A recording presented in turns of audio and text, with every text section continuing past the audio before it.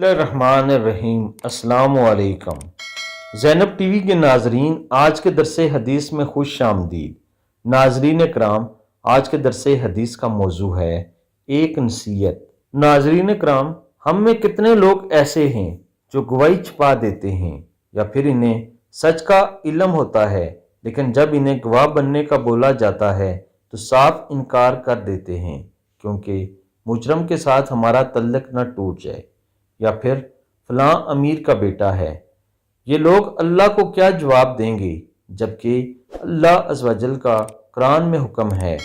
ترجمہ: اور جب گواہوں کو گواہی دینے کے لیے بلایا جائے تو وہ انکار نہ کریں۔ سورہ بقرہ 282۔ ہر کسی نے اپنی قبر میں جانا ہے اور ساتھ میں اپنے اعمال جائیں گے، اس وجہ سے حق سچ کا ساتھ دیں۔